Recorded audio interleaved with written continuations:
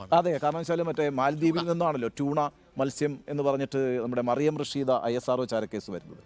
പ്രശ്നം എന്താണെന്ന് വെച്ചാൽ നോക്കൂ, ഈ മാലദ്വീപിൻ്റെ കാര്യത്തിനകത്ത് നമ്മൾ ശ്രദ്ധിക്കേണ്ട ഒരു കാര്യം, മാലദ്വീപ് വളരെ ഇന്ത്യയെ സംബന്ധിച്ച് വളരെ സ്ട്രാറ്റജിക്കലി റെലവൻ്റ് ആയ ഒരു സ്ഥലമാണ്. കാരണം അത് ഇന്ത്യൻ മഹാസമുദ്രത്തിലെ ഒരു ദ്വീപാണ്. മാൽഡീവ്സിൻ്റെ സെക്യൂരിറ്റിയുടെ ഒരു ഉത്തരവാദിത്വം ഏറ്റെടുത്തിരുന്ന ഇന്ത്യയാണ്.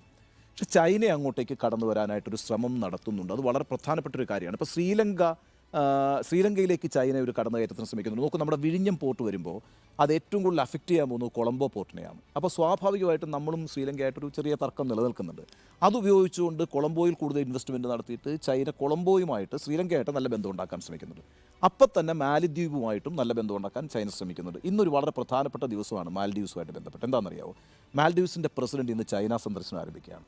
ഇപ്പം അരുണെ, തുടക്കത്തിൽ ഇപ്പോൾ ഏത് പ്രസിഡന്റ് അധികാരത്തിൽ വന്നാലും മാൽഡീവ്സിൽ ആദ്യം സന്ദർശിക്കുക ഇന്ത്യയാണ്. ഇപ്രാവശ്യം പ്രസിഡന്റ് വന്നതിന് ശേഷം ആദ്യം സന്ദർശിച്ചത് തുർക്കിയായിരുന്നു. അതിനുശേഷം UAE ആണ്. ഇന്ത്യയിലേക്ക് വരുന്നതിനെ കുറിച്ചൊരു ആലോചന തന്നെ നടന്നിട്ടില്ല. ഇന്ന് അദ്ദേഹം ചൈനയിലേക്കാണ്. മോദിയുമായി കണ്ടുമുട്ടിയത് UAE മറ്റുമാണ്. അതെ, ക്ലൈമറ്റ് ഉച്ചകോടിക്കാണ്. അപ്പോൾ മാൽഡീവ്സ് വളരെ ഇമ്പോർട്ടൻ്റ് ആണ് ഇന്ത്യയെ സംബന്ധിച്ചിടത്തോളം. വളരെ തൊട്ടാണ്. കൊച്ചിയിൽ നിന്നൊരു 1.5 മണിക്കൂർ ഫ്ലൈറ്റേ ഉള്ളൂ. 1.5 മണിക്കൂർ കൊണ്ട് നമുക്ക് മാൽഡീവ്സിലെത്താം. അതിഗംഭീരം, നല്ല സ്ഥലം കേട്ടോ, അതിമനോഹരമായ സ്ഥലമാണ്. ബാലകൃഷ്ണൻ തന്നെ പറഞ്ഞതുപോലെ ഈ ടൂറിസത്തിന്റെ കണക്ക് ടൈംസ് ഓഫ് ഇന്ത്യ ഇന്ന് പുറത്തുവിട്ടിട്ടുണ്ട്.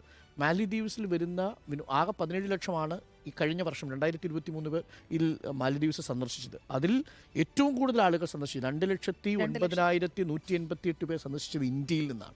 അതായത് നമ്പർ 1 മാലദ്വീപ്സിന്റെ ടൂറിസം ഡെസ്റ്റിനേഷൻ ആയിട്ട് കണക്കാക്കുന്നത് ഇന്ത്യക്കാരാണ്. മാത്രമല്ല ഭാഷയും അത് തന്നെയാണ്. വെച്ചാൽ നമ്മൾ ഹിന്ദി വളരെ നന്നായിട്ട് മനസ്സിലാവുന്ന ആളാണ്. ഹിന്ദിയിൽ അവർ ഇങ്ങോട്ടേക്ക് സംസാരിക്കും. അപ്പോൾ അവരുടെ ആശങ്ക ഉണ്ണിബാലകൃഷ്ണൻ പറഞ്ഞതുപോലെ ലക്ഷദ്വീപിനെ പ്രൊമോട്ട് ചെയ്യുന്നു നരേന്ദ്രമോദി എന്നുള്ളതൊരു സാമ്പത്തികമായിട്ടുള്ളൊരു വലിയ ആഘാതം ഉണ്ടാക്കുമെന്നത് അത് ഉണ്ടാക്കി തുടങ്ങി. കാരണം ഈ മാൽദീവ്സിലേക്കുള്ള ഹോട്ടൽ ബുക്കിംഗ്, അതുപോലെ തന്നെ ഈ വിമാനയാത്ര, അതൊക്കെ ഇപ്പോൾ കൂട്ടത്തോടെ റദ്ദാക്കി എന്നൊക്കെ കേൾക്കുന്നുണ്ട്. ഒഫീഷ്യൽ കൺഫർമേഷൻ വന്നിട്ടില്ലെങ്കിലും അങ്ങനെയുള്ളത് എക്സ് അടക്കമുള്ള പ്ലാറ്റ്ഫോമുകളിൽ വന്നുകൊണ്ടിരിക്കുകയാണ്. അക്ഷയ് കുമാറും സച്ചിൻ തെണ്ടുൽക്കറും എല്ലാം ഇന്നലെ നമ്മുടെ നാട്ടിലെ അതെനിക്ക് മനസ്സിലായിട്ടില്ല.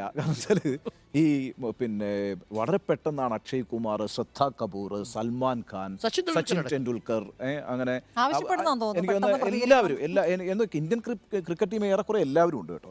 ഇവരെല്ലാവരും കൂടി രംഗത്തിറങ്ങിയിട്ട് പിന്നെ വലിയൊരു സപ്പോർട്ട് മോഡിക്ക് പ്രഖ്യാപിക്കുകയാണ്. അത് ഞാൻ പറയുന്നത് ഒരു രാജ്യത്തെ പ്രധാനമന്ത്രിയെ അവഹേളിക്കുകയാണ് എങ്കിൽ, അത്തരത്തിലുള്ള പ്രസ്താവന വരികയാണെങ്കിൽ അതിനകത്ത് പിന്നെ നമ്മൾ അത്തരം കാര്യങ്ങൾ പറയുന്നതിനകത്ത് ഇല്ല അതിനകത്ത് അപ്പുറത്ത് പിന്നെ അത് പറയുന്നതിനകത്ത് തെറ്റൊന്നുമില്ല.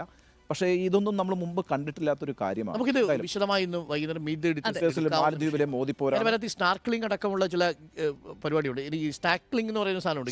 സ്നോർക്കലിംഗ് എന്റെ മോളത് പറയുന്നത് അണ്ടർ വാട്ടർ യാത്രയാണ്. ഞാൻ പോലും ജാക്കറ്റ് ഉപയോഗിച്ചല്ലേ പോവാ. അതെ, പ്രത്യേക ഗ്ലാസ് ഒക്കെ വെച്ചിട്ട് അതിനൊരു പിന്നെ എന്താ പറയാ ശ്വാസം കിട്ടാനുള്ള സംവിധാനമൊക്കെ ഉണ്ട്.